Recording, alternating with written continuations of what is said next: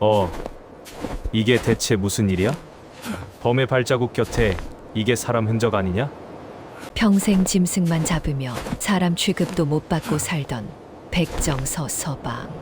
그가 깊은 산 속에서 본 것은 거대한 호랑이가 지키고 있던 구슬처럼 영롱한 아기였습니다. 세상에, 아기가 아니냐? 이 엄동설 안에 어찌 이리 옥동자 같은 아이를 여기 버렸어? 피 묻은 손으로 짐승만 상대하던 백정은 그날 처음으로 칼을 내려놓고 아이를 품에 안았습니다. 걱정 마라. 이제 이 서서방이 널 끝까지 지켜주마. 하지만 서서방은 그날 알지 못했습니다. 자신의 품에 안긴 이 아이가 평범한 아이가 아니라는 사실을 말입니다. 피 한 방울 섞이지 않은 아이를 품은 백정서 서방. 이 선택이 어떻게 이어질지는 아무도 알지 못했습니다. 안방야담에 오신 여러분 환영합니다. 구독과 좋아요 눌러주세요. 오늘의 야담 시작합니다. 조선 인조 말기 병자호란으로 온 나라가 쑥대밭이 됐을 때입니다. 경기도 어느 산골에 짐승 잡아 겨우 입칠이나 하던 백정서 서방이 살았습니다. 신분이 천에 장가도 못 가고 마을에선 개돼지 취급받으며 평생을 혼자 외롭게 살던 사내였지요. 그의 유일한 낙은 담장 너머로 마을 아이들의 웃음소리를 몰래 훔쳐보는 것이었습니다. 길가에 떨어진 아이들의 헌집신 한 짝만 봐도 가슴이 아련해지던 서서방은 매일 밤 빈방에서 소리 없는 한숨을 내뱉었습니다. 나 같은 놈에게도 품에 안아볼 자식 하나 있다면 이 모진 세상이 그리 춥지는 않을 텐데. 그에게 아이는 평생의 한이자 간절한 소망이었습니다. 어느 추운 겨울날 서서방은 덫을 보러 뒷산에 올랐습니다. 그런데 까마귀 떼가 하늘을 덮고 한 곳을 맴돌며 불길하게 울어대는 게 아니겠습니까? 다가가 보니 눈밭에 핏자국이 어지럽게 널려 있었습니다. 평생 짐승 흔적 쫓던 서서방이 보니 이건 보통 범이 아닙니다. 집채만 한 호랑이 발자국이 바위 틈을 에워싸고 있었는데 그 틈바구니에서 가녀린 아기 울음소리가 새어나왔습니다. 서서방은 맹수의 위협도 잊은 채 바위 틈을 들여다보았습니다. 그곳엔 놀랍게도 핏덩이 같은 아기가 누워 있었고 무서운 호랑이가 제 새끼인 양 아기를 품어 추위를 막아주고 있었습니다. 아기는 서서방을 보더니 무서워하기는커녕 구슬 같은 눈망울로 방긋 웃었습니다. 평생 아이를 갈구했던 서서방의 심장이 터질 듯 요동쳤습니다. 범 선생도 널 살렸는데 사람이 널 죽게 둘 수는 없지. 서서방은 결심한 듯 허리춤에 찼던 백정 칼을 풀어 눈더미 속에 콱 박아 넣었습니다.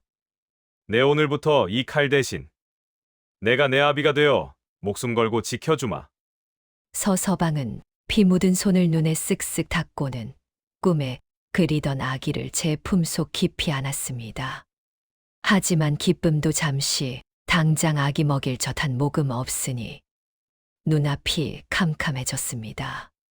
밤이 깊어지자 아기가 배가 고픈지 자지러지게 울어대기 시작했습니다. 서서방은 안절부절 못하며 방 안을 뱅뱅 돌았지요. 젖은커녕 미음 한 그릇 없는 백정의 빈 방에서 할 수 있는 건 아기를 얼르는 것뿐이었습니다. 그때였습니다. 이웃 진사댁 찬모인 안동댁이 울음소리를 듣고 서서방의 문을 벌컥 열었습니다. 안동댁은 마흔에 혼자가 되어 입은 거칠었지만 속정은 깊은 과부였지요. 방 안을 들여다본 안동댁은 기겁하며 뒷걸음질 쳤습니다. 아이고 서서방 미쳤나. 이 한밤중에 아기 울음소리가 웬 말이냐? 어디서 훔쳐오기라도 한 게야. 서서방은 무릎을 꿇고 사정을 털어놓았습니다. 눈밭에 버려진 아기를 호랑이가 지키고 있어 참아두고 올 수 없었노라고 말이지요.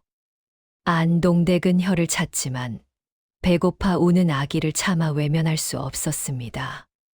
들키면 자네나 나나 목숨 줄 끝이야.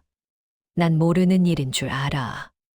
그렇게 엄포를 놓으면서도 안동댁은 부엌으로 달려가 몰래 쌀미음을 쑤어왔습니다. 아기가 미음을 받아먹고 잠이 들자 서서방은 안동댁에게 고개를 깊이 숙였습니다. 내일부터는 자네가 알아서 해. 투명스럽게 말하며 돌아갔지만 그날부터 안동댁은 매일 밤 몰래 미음 그릇을 들고 서서방의 집을 찾았습니다. 서서방은 밤마다 아기의 얼굴을 들여다보며 다짐했습니다. 범 선생이 눈 속에서 지켜준 아이니 보통 운명이 아닐 게다. 서서방은 아이에게 호동이라는 이름을 지어 주었습니다. 호랑이가 지켜준 아이이자 범처럼 용맹하고 씩씩하게 자라라는 뜻이었지요. 호동아, 우리 호동아. 이름을 불러보는 서서방의 목소리가 떨렸습니다. 평생 백정놈이라 불리며 개돼지 취급받던 사내에게 처음으로 아비라는 이름이 생긴 순간이었습니다. 그는 갓난아이를 조심스레 등에 업고 좁은 방 안을 돌며 속삭였습니다. 호동아, 내가 비록 천한 백정이지만 너만큼은 이 세상 누구보다 귀하고 당당하게 키워주마. 하늘이 내게 맡긴 내 복덩이니 이 아비가 목숨을 다해서라도 널 지켜주마.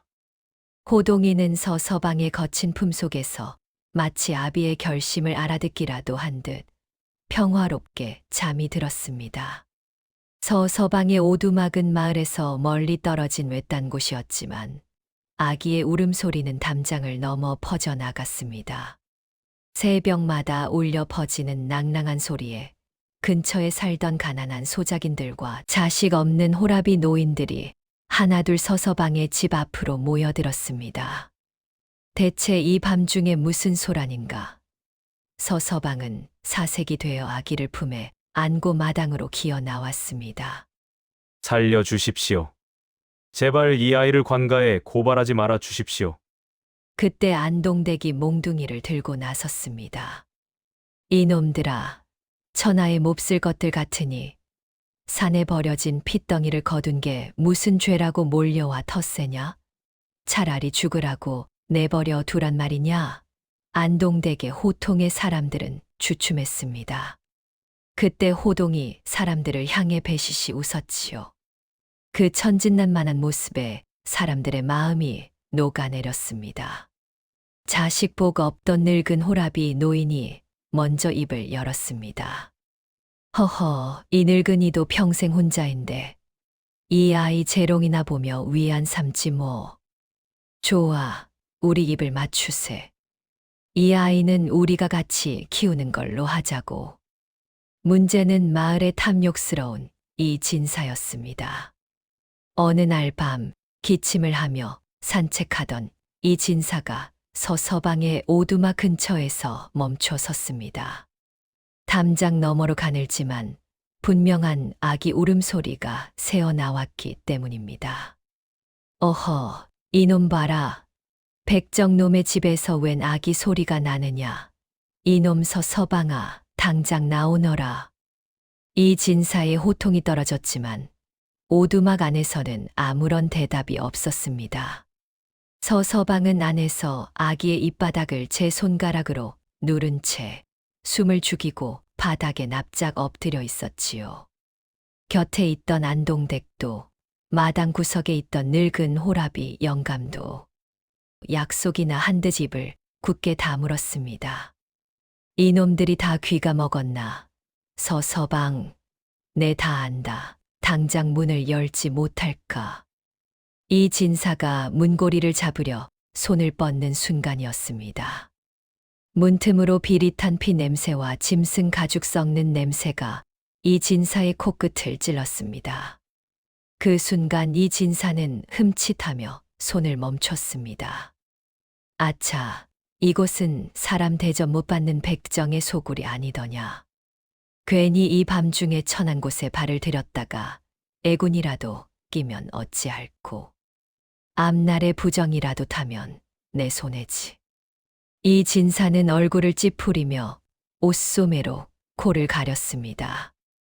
안에서는 여전히 죽은 듯 정적만 흘렀고 다시 한번 아기의 작은 칭얼거림이 들려왔지만 이 진사는 못 들은 척 고개를 돌렸습니다. 쯧쯧.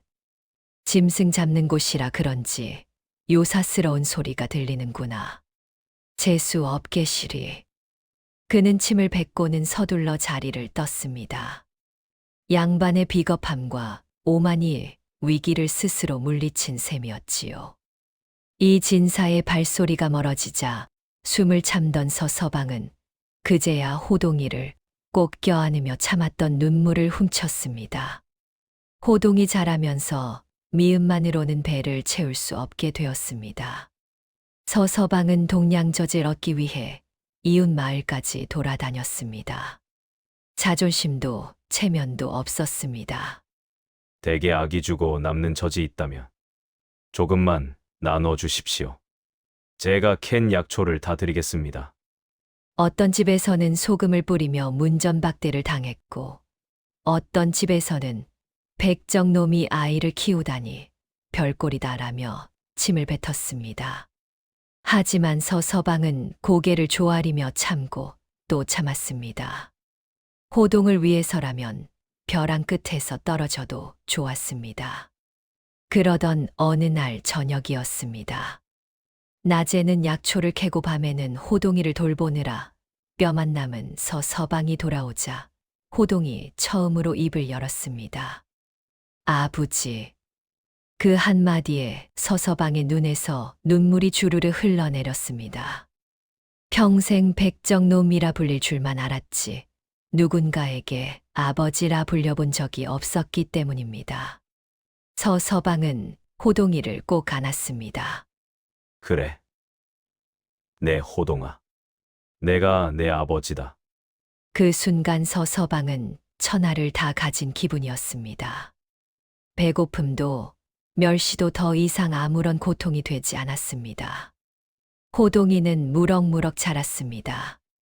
서서방은 약초를 캐러 가기 전 늘 호동의 머리를 쓰다듬었지요. 어느 날 호동이 서서방의 옷자락을 잡으며 말했습니다. 아버지, 오늘은 산 밑에만 있어. 산 위는 구름이 화가 났어.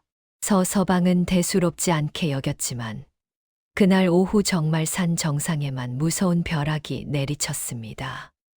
서서방은 가슴을 쓸어내리며 생각했습니다. 우리 호동이 눈이 참 밝구나. 이 짧은 기억이 훗날 호동의 천재성을 믿게 된 계기가 되었습니다. 호동이 4살이 되던 해였습니다. 아비를 따라 이 진사대 근처에 갔던 호동이는 글 읽는 소리에 홀려 사랑채 마당까지 발을 들였습니다. 마침 이 진사가 제 아들에게 천자문을 가르치고 있었지요. 이놈아, 하늘천, 따지라고 몇 번을 말하느냐. 하지만 아들은 딴청만 피울 뿐이었습니다. 그때 마당 구석에서 구경하던 호동이 나뭇가지를 주워 흙바닥에 하늘천과 땅지를 또박또박 써 내려갔습니다. 이 진사가 경악하며 물었습니다. 너는 누구냐? 어디서 온 아이냐? 헐레벌떡 달려온 서서방이 바닥에 엎드려 사죄했습니다. 나으리, 제가 거둔 천한 아이입니다. 죽을 죄를 지었습니다. 이 진사는 욕심이 생겼습니다. 영특한 백정 아들을 자기 아들 곁에 두면 제 아들도 자극을 받아 공부를 하리라 생각한 것이지요. 허허, 그래. 좋다. 이 아이를 내 아들의 책바구니를 드는 아이로 삼겠다. 서당길에 뒤따라가게 하라. 서서방은 불안했지만 호동이 그를 접할 수 있다는 사실에 감격했습니다. 도련님이 석 달이 걸려도 못 외우는 글귀를 호동이는 단 사흘 만에 머릿속에 새겼습니다. 뿐만 아니었습니다. 호동이는 글 속의 이치를 깨우치자 예전에 산의 구름을 보고 느꼈던 기운들을 명확한 이치로 설명하기 시작했습니다. 하루는 훈장님이 고갯길을 넘으려 하자 호동이 조용히 고개를 저었습니다. 훈장님, 오늘은 고갯길 나무들이 소리를 지릅니다. 마른 번개가 칠 것이니 다른 길로 가셔요. 훈장님은 코웃음을 쳤지만 그날 오후 정말 벼락에 고갯길 거목이 쓰러지는 소동이 벌어졌습니다. 사람들은 수군댔습니다. 백정 아들 호동이 그를 깨치더니 하늘의 뜻까지 있는구나. 정말 내가 천자문을 닫댔단 말이냐? 어디 한번 읊어보거라. 군장님 물음에 마당에 서 있던 호동이가 기다렸다는 듯 집을 열었습니다. 하늘천 따지부터 시작해서 막힘없이 줄줄 읊어 내려가는데 훈장님이 그만 넋을 잃고 말았습니다. 이런 세상에 이 아이는 정말 하늘이 내린 신동이로구나. 그날부터 훈장님은 호동이를 방 안으로 불러 몰래 그를 가르치기 시작했습니다. 도련님이 몇 달 걸려 한 장 넘길 때 호동이는 책 한 권을 다 읽어버렸습니다. 서서방은 이 소식을 듣고 기쁘면서도 가슴이 철렁했습니다. 호동아, 내가 똑똑한 건 좋지만 너무 눈에 띄면 안 된다. 장놈이 너무 똑똑하면 명을 재촉한다는 말이 있단다. 하지만 호동이의 총기는 숨길래야 숨길 수가 없었습니다. 서당 아이들 사이에서도 호동이는 한 번 들으면 절대 안 잊는다더라며 소문이 자자해졌지요. 호동이가 6살 되던 봄날이었습니다. 안동댁이 호동이의 해진 누비옷을 뜯어 다시 꿰매려는데 옷감 속에서 뭔가 딱딱한 게 만져졌습니다. 실밥을 뜯어내니 작은 비단 주머니가 나왔지요. 이게 뭐람? 주머니를 열어보니 옥패 조각 하나랑 꼬깃꼬깃 접힌 종이가 들어 있었습니다. 안동댁은 서둘러서 서방을 불렀습니다. 이것 좀 보소. 두 사람은 종이를 이리저리 들여다봤지만 검은 건 글씨요 흰 건 종이일 뿐이었습니다. 이게 당최 뭔 소리래. 바로 그때 마당에서 놀던 호동이가 방으로 들어왔습니다. 서서방은 아무 생각 없이 호동이에게 종이를 내밀었습니다. 호동아, 이거 뭐라고 써진 거냐? 호동이는 종이를 받아들더니 또박또박 읽기 시작했습니다. 경자년, 간신들의 모함에 우리 집안이 풍비박산 났다. 내 아들 이진우를 부디 살려다오. 그 이름을 듣는 순간 서서방과 안동댁의 얼굴이 하얗게 질렸습니다. 이진우. 6년 전 영모로 몰려온 집안이 몰살당한 이판서 대감의 아들이었지요. 서서방은 황급히 호동이의 입을 막고 종이를 뺏었습니다. 호동아, 다시는 그 소리 입 밖에도 내지 마라. 누가 들으면 우리 모두 다 죽을 수도 있는겨. 호동이는 영문도 모른 채 눈만 껌벅거렸습니다. 그날 밤 두 사람은 촛불 아래서 종이를 다시 펼쳤습니다. 세상에, 우리가 키운 호동이가 역적의 자손이 아니라 억울한 충신의 자손이었구만요. 서서방은 잠든 호동이를 보며 주먹을 꽉 쥐었습니다. 내 목숨을 다해서라도 너를 지켜주마. 서서방은 떨리는 손으로 종이를 접어 다시 비단 주머니에 넣었습니다. 이것은 호동이가 제 앞가림할 때까지 우리가 목숨 걸고 지켜야 하오. 언젠가 이 아이의 가문이 누명을 벗고 길을 펼 날이 반드시 올 것이오. 그날까지는 우리가 방패가 되어야지. 그날 이후 호동이를 지키는 일은 서서방과 안동댁에게 삶의 이유가 되었습니다. 비밀을 공유한 두 사람의 마음은 친부모보다 더 깊고 끈끈해졌지요. 밤마다 서서방의 비좁은 방에서 세 사람은 조촐한 저녁상을 마주했습니다. 서서방이 하루 종일 짐승 가죽을 벗겨 얻어온 쌀 한 홉, 안동댁이 이 진사 댁 부엌에서 몰래 챙겨온 나물 몇 가지가 전부였지만 세 사람에게는 세상 어느 진수성찬보다 달콤했습니다. 호동아, 오늘은 서당에서 훈장님께 무엇을 배웠느냐? 서서방이 물으면 호동이는 신이 나서 하루 종일 배운 글들을 조잘조잘 이야기했습니다. 서서방은 한자도 알아듣지 못했지만 그저 허허 웃으며 고개를 끄덕였습니다. 안동댁은 호동이의 통통한 볼을 쓰다듬어 주었지요. 우리 호동이가 참으로 똑똑하구나. 훗날 반드시 큰 인물이 되어 아비의 한을 풀어줄 게야. 식사를 마치면 서서방은 호동이를 품에 안고 옛날 이야기를 들려주었습니다. 가난한 집 자식이 장원급제하여 고생한 아비에게 비단옷을 입혀주었다는 이야기, 착한 사람이 결국 복을 받는다는 이야기들이었지요. 호동이는 서서방의 거친 가슴팍에 기대어 그 따뜻한 목소리를 들으며 잠이 들었습니다. 잠든 아이를 내려다보는 서서방과 안동댁의 눈빛 속에는 깊은 애정과 책임감이 가득했습니다. 비록 백정이라 멸시받는 처지였지만 방 안을 채운 온기만큼은 대궐 부럽지 않았습니다. 두 사람은 어느새 서로에게 없어서는 안 될 부부나 다름없었습니다. 어느 날 밤 안동댁이 조심스럽게 입을 열었지요. 서서방, 우리 늦었지만 정화수라도 떠놓고 식을 올리면 어떠오? 호동이에게도 번듯한 아비 어미가 있어야지. 서서방은 깜짝 놀라 손사래를 쳤습니다.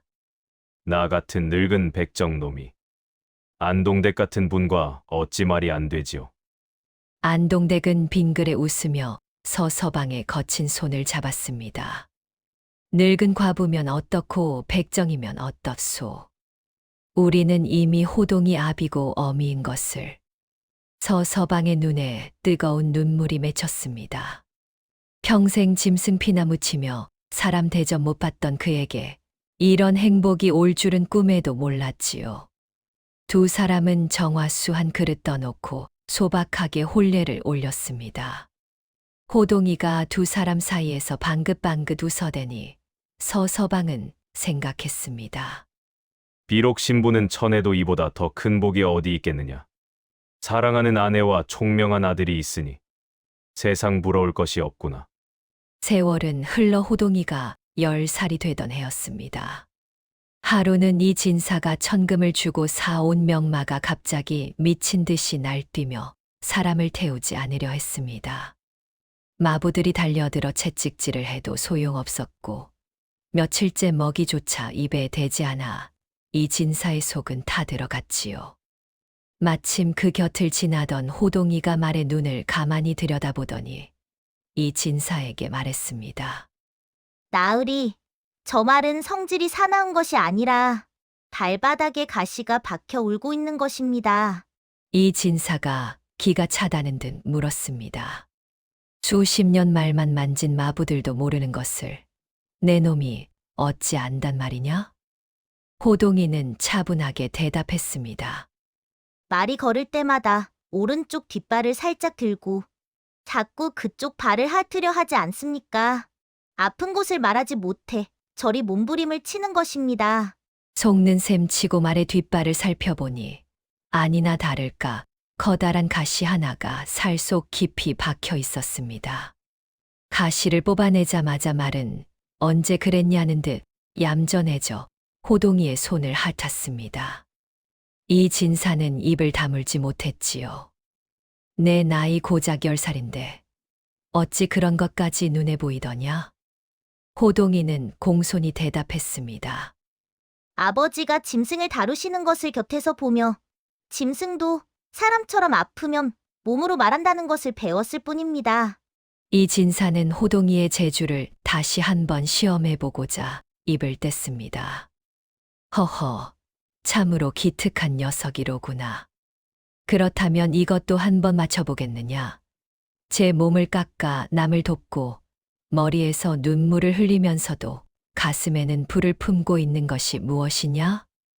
호동이는 방 안에서 가물거리는 등잔불을 가만히 바라보더니 숙연한 목소리로 대답했습니다. 나으리, 그것은 촛불입니다. 이 진사가 고개를 끄덕이며 이유를 묻자 호동이가 덧붙였습니다. 초는 제 몸을 태워 주위를 밝히니 희생하는 마음이요. 뜨거운 눈물을 흘리면서도 끝까지 불꽃을 지키니 그 정성이 눈물겹습니다. 마치 자식을 위해 뼈가 깎이도록 일하시면서도 겉으론 웃으시는 제 아버님 마음과 같아 촛불이라 답하였습니다. 이 진사는 그 대답에 가슴이 뭉클해져 무릎을 탁 쳤습니다. 재주만 뛰어난 줄 알았더니 효심 또한 지극하구나. 이 진사는 호동이를 빤히 들여다보았습니다. 백정의 자식이 어찌 이리 깊은 속을 가졌단 말이냐. 아이의 맑은 눈동자 너머로 범상치 않은 핏줄의 기운이 서려 있는 듯했지요. 그날 밤 서서방은 호동이를 재우고 안동댁과 조용히 이야기를 나누었습니다. 오늘 이 진사 나리께서 호동이를 대하는 눈빛이 예사롭지 않았소. 자꾸 재주가 드러나니 위험해질까봐 내 가슴이 방망이질을 하는구려. 두 사람은 불안한 마음을 떨칠 수 없었습니다. 하지만 그들은 알지 못했습니다. 이 진사가 이미 호동이의 비범함에 완전히 매료되어 오히려 이 천재를 세상의 칼날로부터 어떻게 지켜줄지 고민하기 시작했다는 사실을 말이지요. 그날 밤 이 진사는 홀로 촛불을 켜고 빛바랜 편지 한 통을 꺼냈습니다. 자네의 아들이 살아있네. 이 늙은 친구가 목숨을 걸고 지켜주겠네. 편지를 어루만지는 이 진사의 눈가에 이슬이 맺혔습니다. 그는 호동이가 제 친구의 핏줄임을 이미 알고 있었고 그 아이를 지키기 위해 긴 밤을 꼬박 지새웠습니다. 하지만 얼마 뒤 불길한 소문이 마을에 퍼지기 시작했습니다. 술에 취한 서당 훈장이 주막에서 그만 입을 놀리고 만 것이지요. 우리 고을 백정놈 집에 왜 하늘이 내린 신동 있다네. 산에서 주워온 아이라는데 그 총기가 대제아감이야. 사서삼경을 줄줄 외우는데 내 눈이 다 번쩍 뜨이더군. 군장은 자랑삼아 떠벌렸지만 그 주막 구석에는 관가에서 내려온 첩자가 앉아 있었습니다. 첩자의 귀가 번쩍 뜨였습니다. 한양에서 내려온 관원들은 서서방의 오두막이 아니라 마을에서 가장 큰 이 진사의 집으로 곧장 향했습니다. 이보시오, 이 진사. 당신이 갈 곳 없는 아이를 거두어 서당에서 몰래 그를 가르치고 있다는데 그 아이가 10년 전 사라진 역적의 핏줄이라는 밀고가 들어왔소. 당장 그 아이를 내놓으시오. 관원들은 이 진사가 아이를 숨겨주고 있다고 의심한 것입니다. 이 진사는 사색이 되어 손을 저었습니다. 아니, 나으리들, 그게 무슨 말씀이십니까? 그 아이는 그저 우리 집 일을 돕는 백정놈의 자식일 뿐입니다. 하지만 관원들은 막무가내였습니다. 백정의 자식이 사서삼경을 뗀다는 게 말이 되느냐? 분명 거짓 신분일 게다. 당장 집안을 샅샅이 뒤져라. 나졸들이 호동이가 숨어있는 서당 뒤주 쪽으로 발을 옮기려 하자 서서방은 눈이 뒤집혔습니다. 저 발걸음을 멈추지 않으면 호동이뿐만 아니라 이 진사까지 몰살당할 판이었지요. 서서방은 담벼락 뒤에서 튀어나와 마당 한복판에 넙죽 엎드리며 처절하게 소리쳤습니다. 나으리들, 멈추어 주십시오. 여기 은그릇을 훔친 도둑놈이 제 발로 왔습니다. 갑작스러운 백정의 출현에 나졸들이 걸음을 멈추고 서서방을 애워쌌습니다. 서서방은 품속에서 이 진사에게 받은 은그릇 하나를 꺼내 바닥에 던지며 말을 이었습니다. 이 진사 나으리는 아무 죄가 없으십니다. 사실은 제가 저 서당 뒤주 근처에 훔친 물건을 숨겨두었는데 그걸 들킬까봐. 우리 아들이 글 읽는 신동이라고 헛소문을 퍼뜨려 사람들의 눈을 속인 것입니다. 백정놈의 자식이 무슨 글을 알겠습니까? 그저 도둑질을 감추려 부린 술수이니 저를 잡아가십시오. 나졸들은 역적의 자식이라는 불확실한 소문보다 눈앞에 은그릇 도둑에게 먼저 반응했습니다. 이 천한 백정놈이 감히 나라시를 회방 놓고 도둑질까지 해. 관원들은 서당 수색을 멈추고 서방의 멱살을 잡아 제 마당 한가운데로 끌고 갔습니다. 이놈 입을 열 때까지 매질을 멈추지 않겠다. 내 놈이 정말 도둑인지 아니면 누구를 숨겨주려 수작을 부리는 건지 확인해야겠다. 나졸들은 서방을 멍석에 말아 무참히 매질하기 시작했습니다. 몽둥이가 내려칠 때마다 서방의 등짝이 터져 피가 튀었지만 그는 호동이가 숨어있는 서당 쪽은 쳐다보지도 않은 채 이를 악물고 버텼습니다. 행랑채 부엌에서 지켜보던 안동댁은 주먹을 입에 넣고 울음을 참았습니다. 서방, 제발 살아야 해요. 서방은 의식이 가물거리는 와중에도 속으로 빌고 또 빌었습니다. 호동아, 이 아비가 도둑놈이 될 테니 너는 부디 살아남아다오. 너는 백정의 자식이 아니라 이 나라를 밝힐 귀한 몸이 아니냐. 서방이 피투성이가 되어 숨이 넘어갈 때쯤 집안에 숨어 상황을 살피던 이 진사가 위엄 있게 모습을 드러냈습니다. 그만두시오. 내 집 마당에서 이게 무슨 해괴한 짓들이오. 이 진사는 관원들에게 묵직한 은자 주머니를 슬쩍 건넸습니다. 이 자는 우리 집에 고기를 대는 백정인데 물건을 훔쳤다면 내가 관가에 넘겨 엄히 다스릴 것이오. 날도 저물었는데 이것으로 술이나 한 잔들 하시고 그만 물러가시오. 백정놈의 거짓 소동에 한양 나으리들이 귀한 시간을 허비해서야 되겠소. 은자 주머니의 무게를 가늠한 관원들은 서로 눈짓을 하더니 서방을 걷어차며 침을 뱉었습니다. 술 취한 훈장놈한테 속았구만. 백정놈 자식이 무슨 글은. 가자. 관원들이 멀어지자 안동댁이 달려 나와 쓰러진 서방을 껴안고 오열했습니다.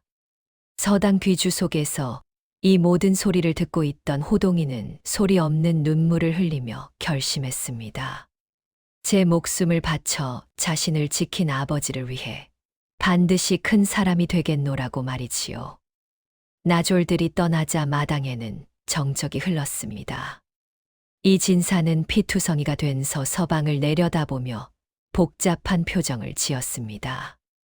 이 진사는 미안함과 두려움이 뒤섞인 눈으로 안동댁에게 서방을 보살피라 명했습니다. 사실 이 진사는 호동이를 지켜주려는 마음도 있었지만 한편으로는 서방이 입을 열어 호동이가 역적의 핏줄임이 밝혀지면 자기도 무사하지 못할까봐 겁이 났던 것이지요. 양반의 비겁함과 옛 친구에 대한 우정이 뒤섞인 묘한 상황이었습니다. 그해 여름, 지독한 가뭄에 마을 소들이 피를 토하며 쓰러지기 시작했습니다. 자식 같은 소를 잃은 사람들은 눈이 뒤집혀 욕할 대상을 찾았습니다. 이게 다 저 산 밑 백정놈 때문이야. 짐승 잡는 칼 끝에 원한이 맺혀 우리 소들을 잡아먹는 거라고. 광기에 찬 마을 사람들이 횃불을 들고 서방의 외딴 오두막으로 몰려갔습니다. 마을에서도 멀찍이 떨어진 가죽 냄새가 진동하는 서방의 오두막. 수십 개의 횃불이 숲속을 붉게 물들이며 집을 에워쌌습니다. 백정놈아, 내 자식이 요물을 불러들였으니 당장 아이를 내놓고 떠나거라. 안 그러면 불을 질러버리겠다. 서방은 사색이 되어 문을 걸어 잠갔지만 10살 호동은 담담히 아버지를 보았습니다. 호동은 떨고 있는 서방의 손에 도축용 칼을 쥐어 주었습니다. 아버지, 가만히 있으면 정말 우리가 죄인이 됩니다. 나가서 소의 배를 가르십시오. 아버지가 평생 보아온 짐승의 속을 사람들에게 보여줘야 합니다. 서방은 아들의 맑은 눈을 보고 기운을 냈습니다. 문을 열고 나가자 마을 사람들이 죽은 소 한 마리를 마당에 내동댕이 쳤습니다. 어디 한번 해봐라. 귀신 장난이 아니라면 왜 죽었는지 말해보란 말이다. 서방은 눈을 질끈 감았다 떴습니다. 그리곤 평생 소를 잡던 솜씨로 죽은 소의 위를 갈랐습니다. 쏟아져 나온 내용물 속에 지식여진 풀떼기들이 가득했습니다. 보십시오. 이건 귀신이 아니라 가뭄에 타 죽은 골짜기 독초입니다. 배고픈 소들이 저 독풀을 뜯어먹고 죽은 것이지 우리 아버지 탓이 아닙니다. 이 진사가 횃불을 비춰보니 호동의 말대로 독초 조각들이 선명했습니다. 사람들은 횃불을 떨어뜨리며 허망하게 주저앉았습니다. 사죄하며 매달리는 사람들을 향해 서방은 피 묻은 칼을 땅에 꽂으며 소리쳤습니다. 사과! 다 치워버리쇼! 내 아들이 저 영특한 머리로 진실을 안 밝혔으면 당신들은 오늘 우리 가족을 이 마당에 묻었을 거다뇨! 서방은 그 길로 호동을 등에 업고 안동댁의 손을 잡았습니다. 마을을 떠나야 했습니다. 호동의 비범함이 소문나면 한양서 아이를 찾는 관군들이 들이닥칠 게 뻔했으니까요. 칠흑 같은 산길, 서방은 등에 업힌 호동이가 깰까봐 조심조심 발을 뗐습니다. 마을의 불빛이 멀어지자 안동댁이 참았던 숨을 몰아쉬며 물었습니다. 서방, 정말 이렇게 떠나도 괜찮겠소? 마을 사람들이 소 살아난 줄 알고 그렇게 좋아들 했는데. 임자, 그게 무서운 거요. 우리 호동이가 소 죽은 이유 밝힌 재주가 소문이 나봐요. 백정집에 귀신 같은 신동이 산다고 소문나면 한양놈들이 가만히 있겠소? 이 판서 대감님 마지막 핏줄을 저놈들 손에 넘길 수는 없소. 아이고, 우리 호동이가 너무 영특한 게 오히려 화근이 되었구려. 천재면 뭐하고 신동이면 뭐하오.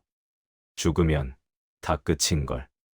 내 오늘 사람들 눈빛 보니까 딱 알겠습니다.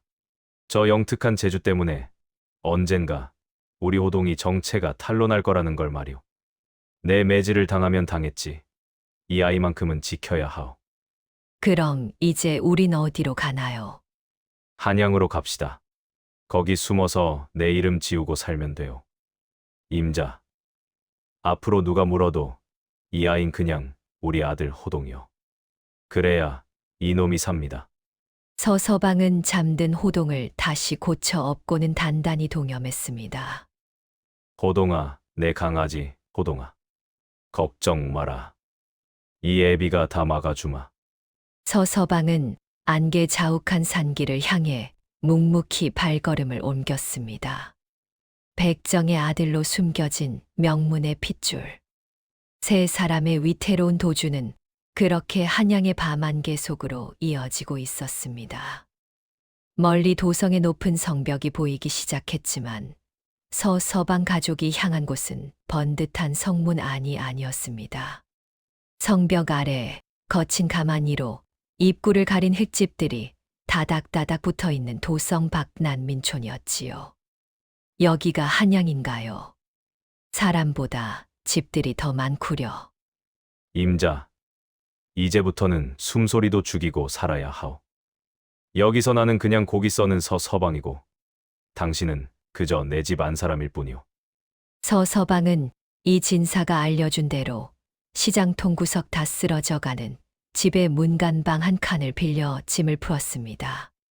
클바닥에 멍석 한 장 깔린 냉골이었지만 서방은 잠든 아들의 머리를 쓰다듬으며 조용히 읊조렸습니다. 호동아, 좁아도 참아라. 여기서 아비가 다시 칼을 잡고 내가 읽을 책은 꼭 사다 주마. 잠결에 아비의 목소리를 들었는지 호동이 눈을 뜨며 아비의 거친 손을 잡았습니다. 아버지, 저 글 공부 안 해도 괜찮아요. 저도 아버지 따라서 저작거리 배달이라도 도울게요. 못하는 소리가 없구나. 너는 무슨 일이 있어도 붓을 잡아야 한다. 그래야 나중에 내 진짜 이름을 찾지 않겠느냐? 아비의 서슬퍼런 호통에 호동은 그만 입을 다물었습니다. 서서방은 미안한 마음에 아들을 꼭 안아주었지만 마음은 천근 무게였습니다. 한양 땅에 오긴 왔으나 이곳은 산골보다 더 무서운 산양개 같은 놈들이 눈을 부라리는 곳임을 잘 알았기 때문입니다. 서서방은 도성 안에서도 손꼽히는 큰 푸죽간의 뒤실군으로 들어갔습니다. 예전엔 제 칼을 쥐고 대접받았으나 여기선 남의 칼 밑에서 뼈를 바르고 바닥에 피칠갑을 닦는 험한 일부터 시작했지요. 나으리, 시키시는 건 뭐든 다 하겠구먼요. 그저 저 물력에 남는 뼈다귀라도 몇 개만 챙겨주십시오. 온종일 피비린내 속에 구르느라 서서방의 발은 퉁퉁 부어올랐습니다. 하지만 품속에는 호동이에게 사줄 헌책 값을 차곡차곡 모으며 버텼습니다. 해걸음에 일을 마친 서서방은 주인이 던져준 소뼈다귀를 보물처럼 품에 안고 토막집으로 발걸음을 재촉했습니다. 호동은 아버지가 올 때까지 잠들지 않았습니다. 책 한 권 살 돈이 없어 호동은 마당 구석 흙바닥에 나뭇가지로 낮에 보았던 글자들을 적어 내려갔지요. 호동아, 불도 없는 데서 그러다 눈 버린다. 어서 들어와 누워라. 어머니, 아까 시장 입구에서 본 글자인데 이게 큐 자가 맞지요? 아버지 오시면 보여드릴 거예요. 밖에서 그 소리를 들은 서서방은 차마 문을 열지 못하고 멈춰 섰습니다. 자식은 저토록 그래 목이 마른데 아비는 고작 핏물밴 뼈다귀나 들고 온 것이 미안해 서서방은 흙 묻은 소매로 눈가를 훔쳤습니다. 하루는 호동이 저작거리를 지나가다 비단 옷을 입고 바삐 걸어가는 한 양반의 뒷모습을 가만히 지켜보았습니다. 그러더니 다가가 그 집 하인의 소매를 살짝 당기며 나지기 말했습니다. 나으리, 저기 징검다리는 건너지 말고 멀리 돌아가시는 게 좋겠구먼요. 하인이 웬 백정놈 아이냐며 혀를 차고 무시했지만 아니나 다를까. 그 양반이 개울가 첫 돌을 밟자마자 주르륵 미끄러져 물에 빠지고는 다리가 꺾이는 큰 사고가 났습니다. 시장통 사람들은 그 광경을 목격하고는 제 눈을 의심했습니다. 만일 저 아이가 말하자마자 사고가 나지 않았나. 백정 자식이 어찌 앞날을 내다본단 말이냐? 저거 귀신이 곡할 노릇이네. 사람들이 경악하며 호동을 쳐다보자 호동은 서둘러 자리를 피했습니다. 하지만 이미 백정 집의 앞길을 내다보는 아이가 산다는 소문은 삽시간에 시장 바닥에 퍼졌습니다. 해걸음에 일을 마치고 돌아온 서서방은 사색이 되어 호동을 방으로 불러들였습니다. 문을 꽉 걸어 잠근 서서방의 목소리가 파르르 떨렸습니다. 호동아, 내가 대체 밖에서 무슨 말을 하고 다닌 게냐? 사람들이 너를 두고 귀신이 들렸느니 뭐니 난리가 났다. 내가 어찌 알고 그런 소리를 했어? 서서방의 다그침에 호동이 고개를 숙이고 나직이 대답했습니다. 아버지, 귀신이 아니라 아까 그 양반 신발 바닥을 보니 가죽이 닳아 반질반질했구먼요. 이끼 낀 돌을 밟으면 100번 미끄러질 게 빤히 보여서. 그래서 드린 말씀이었어요. 그제야 서서방과 안동댁은 서로 얼굴을 쳐다보며 허탈한 숨을 내뱉었습니다. 비범한 눈썰미를 가진 아들이 대견하면서도 그 재주가 자꾸만 세상 밖으로 새어나가는 것이 못내 두려웠습니다. 호동아, 이제부터는 밖에서 아는 척도 말고 눈도 마주치지 마라. 남들 눈에 띄는 게 우리에겐 제일 무서운 일이야. 알겠느냐? 그때 문 밖에서 나직하지만 나직은 목소리가 들려왔습니다.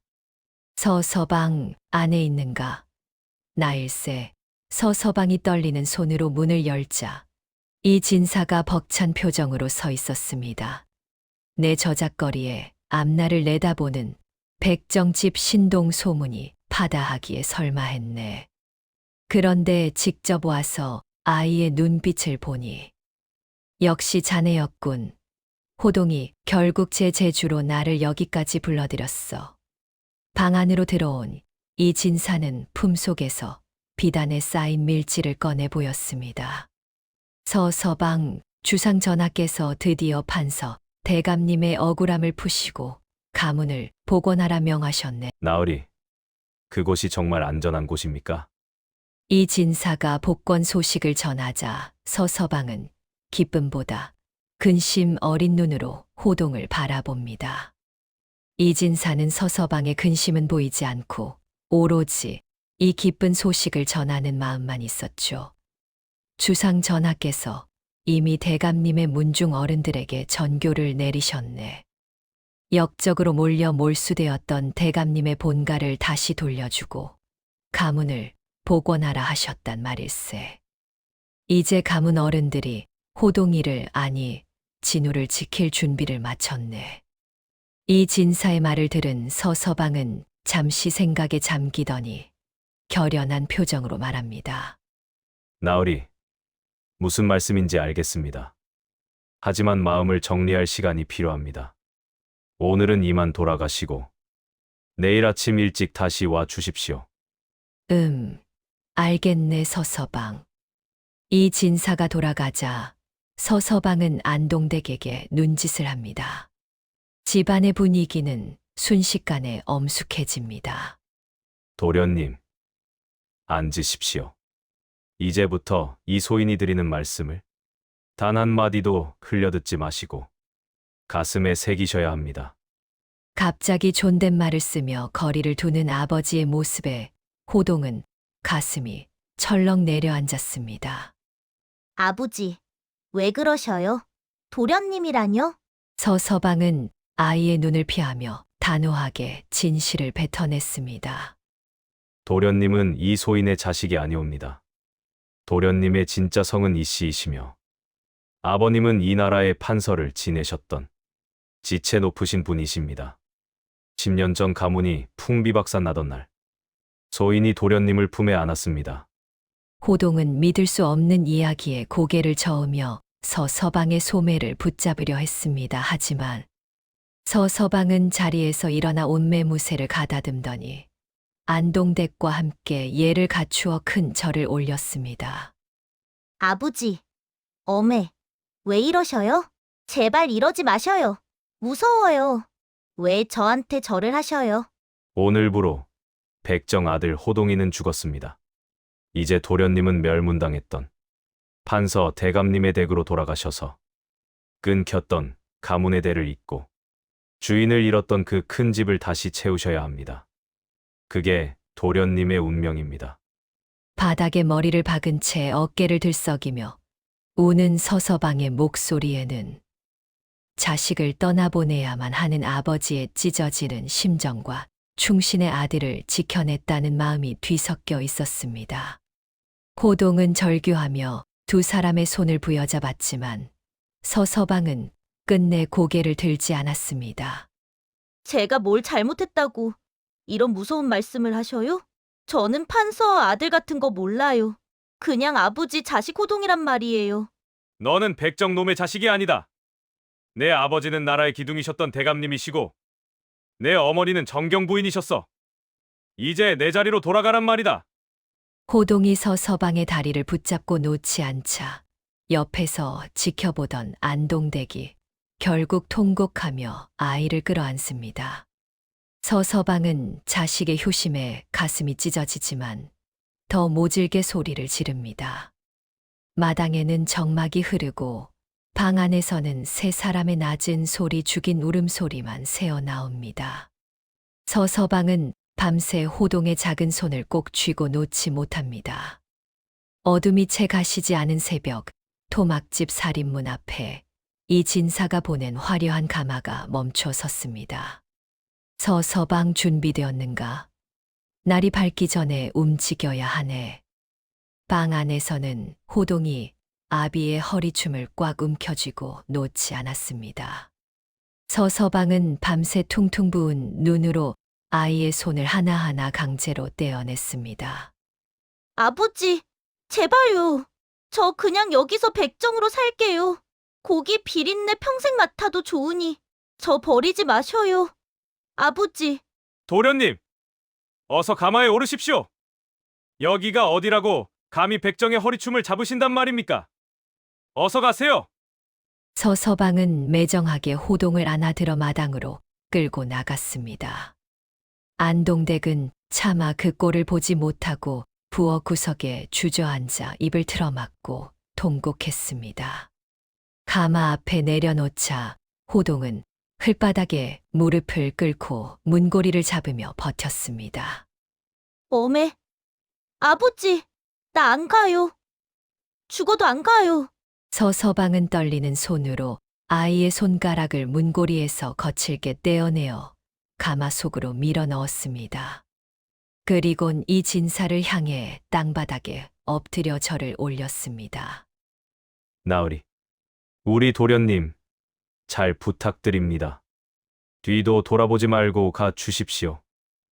제발, 빨리 가 주십시오. 자네 공은 내 평생 잊지 않겠네. 가자, 가마를 띄워라. 가마가 흔들리며 들리자 가마 안에서 호동의 절규가 터져 나왔습니다. 아버지, 어메. 소리가 멀어질 때까지 서서방은 고개를 땅에 처박은 채 들지 못했습니다. 가마가 골목 끝으로 사라지고 나서야 서서방은 아이의 온기가 남은 흘바닥을 손으로 긁으며 짐승처럼 울부짖었습니다. 호동아, 내 새끼 호동아, 미안하다. 이 못난 아비를 용서해라. 호동이가 떠난 문간방은 말도 못하게 넓고 차가웠습니다. 서서방은 며칠째 푸죽간에도 나가지 못하고 멍하니 마당 구석만 바라보았습니다. 거기엔 호동이가 나뭇가지로 써놓았던 아부지, 어메라는 글자가 비에 씻겨 가물가물 지워지고 있었지요. 서서방, 밥 한 술이라도 드쇼. 도련님이 보시면 얼마나 가슴 아파하시겠소. 임자, 방금 밖에서 누가 아버지하고 부르는 소리 안 들렸소? 꼭 우리 호동이 목소리 같았는데. 서서방은 헛것이 들리는지 자꾸만 살인문을 쳐다봤습니다. 안동댁은 지워져 가는 흘바닥의 글자들을 손으로 어루만지며 소리 없이 어깨를 들썩였습니다. 서서방과 안동댁은 울기를 멈추고 푸죽간으로 바느질로 호동이에 대한 그리움을 잊어가고 있었습니다. 임자, 오늘 저작거리에 나갔더니 이 판서댁 도련님이 명석하기가 나라 안에서 으뜸이라고 소문이 자자합디다. 우리 호동이 말이오.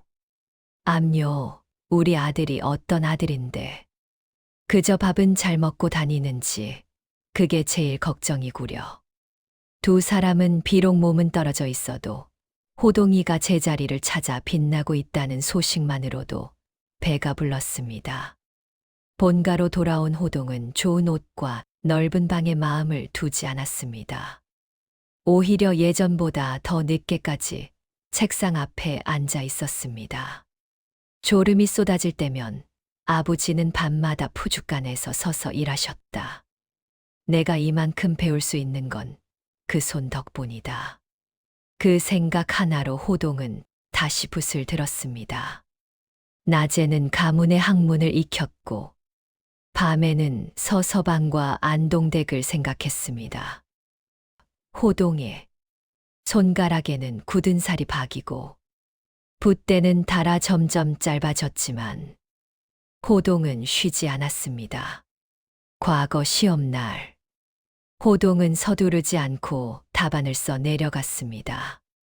책에서 배운 말뿐 아니라 낮은 자리에서 살아온 사람들의 사정을 떠올리며 글을 적었습니다. 그리고 마침내 호동은 장원으로 뽑혀 임금 앞에 섰습니다. 전하, 신이 오늘 이 자리에 선 것은 가문이 높아서가 아니옵니다. 신을 키워준 한백정 아비와 어미 덕분이옵니다. 그분들을 부모로 모시게 해 주시옵소서. 잠시 침묵이 흐른 뒤 임금이 말했습니다. 내 글에 사람이 보였다. 핏줄보다 마음이 앞서는 효도가 있구나. 임금은 특별히 명을 내려 서서방의 신분을 풀어주고 호동이 부모를 떳떳이 모실 수 있게 했습니다. 임금의 전교를 받은 호동은 그 길로 어사화를 쓴 채 가마를 몰아 남산 및 토막집으로 향했습니다. 갑작스러운 고관대작의 행차에 동네 사람들은 겁을 먹고 길을 터주었지요. 가마가 서서방의 집 앞에 멈추자 문이 열리기도 전에 한 늠름한 선비가 급히 밖으로 튀어나왔습니다. 마당에서 흙 묻은 손으로 멍하니 서 있던 서서방과 안동댁은 눈앞에 눈부신 선비를 보고도 믿기지 않아 뒷걸음질을 쳤습니다. 도련님, 이 어찌 된 일이십니까? 어찌 여길? 호동은 대답 대신 흙바닥에 무릎을 꿇고 두 노인의 거친 손을 덥석 잡았습니다. 아버지, 어메, 소자가 왔습니다. 임금님께 간청하여 이제 두 분을 모시러 왔단 말입니다. 그제야 정신이 든 안동댁이 호동의 비단 옷소매를 붙잡고 얼굴을 가까이 들여다보며 오열했습니다. 아이고, 이게 꿈이냐 생시냐. 우리 호동이 내 강아지 맞구나. 이 고운 얼굴을 다시는 못 보는 줄 알고 매일 밤 장독대에 대고 빌었는데 내 아들이 이렇게 장하게 돌아왔어. 호동은 어사화가 비뚤어지는 줄도 모르고 서서방의 품에 얼굴을 묻었습니다. 서서방 역시 아이의 어깨를 떨리는 손으로 감싸 안으며 참았던 통곡을 터뜨렸습니다. 호동아, 내 강아지 호동아. 내가 정말 나를 잊지 않았구나. 이 백정 애비를 찾아서 그 높은 가마에서 내렸어.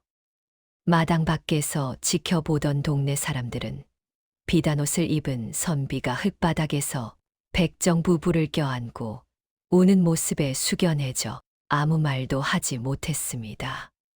세월이 흘러 이 판서댁 큰 기와집 뒷마당은 늘 웃음꽃이 만발했습니다. 이제는 머리가 눈처럼 하얗게 센 서서방이 비단 옷소매를 걷어붙이고 너털웃음을 터뜨리며 고기를 손질하고 있지요. 옆에는 안동댁이 기름진 고기를 받아내며 연신 싱글벙글 웃음 짓습니다. 할아버지, 오늘 고기가 세상에서 제일 맛있어요. 어서 한 점만 더 주세요. 허허허, 오냐, 우리 강아지들. 이 하레비가 손주놈들 먹이려고 대궐에 들어가는 놈보다 더 귀한 놈으로만 골라왔느니라. 자, 어서 입 벌려보거라. 서서방은 아이들의 입에 고기를 넣어주며 세상을 다 얻은 듯한 웃음을 터뜨립니다. 예전에 그 고된 피비린내가 아니라 이제는 집안 가득 고소한 고기 굽는 냄새와 가족의 정이 넘쳐납니다. 먼 발치에서 그 모습을 지켜보던 호동은 미소 짓습니다. 아버지, 어메, 이제는 근심 마시고 그저 이렇게 웃으며 사셔요. 제가 평생 효도하겠습니다. 비천한 신분도 모진 운명도 꺾지 못한 위대한 사랑. 사람들은 흔히 천륜이라 하면 핏줄부터 떠올리곤 하지요. 낳은 정은 하늘이 준 인연이라 하나 기른 정은 온 정성과 목숨을 다해 스스로 일궈낸 사랑이라 했습니다. 핏줄보다 진한 것은 결국 함께 밥을 나누고 함께 울고 웃으며 쌓아 올린 시간의 무게일 것입니다. 지극한 정성이면 하늘도 감동한다는 그 평범한 진리가 오늘따라 참으로 따뜻하게 다가옵니다. 오늘 준비한 이야기는 여기까지입니다. 끝까지 함께해 주신 여러분, 참으로 고맙고 감사합니다. 부디 이 이야기를 보신 모든 분의 가정에도 서서방네 마당에 핀 웃음꽃처럼 늘 기쁘고 화목한 일들만 가득하시길 진심으로 빌겠습니다. 여러분, 오늘도 내일도 늘 건강하고 행복하십시오.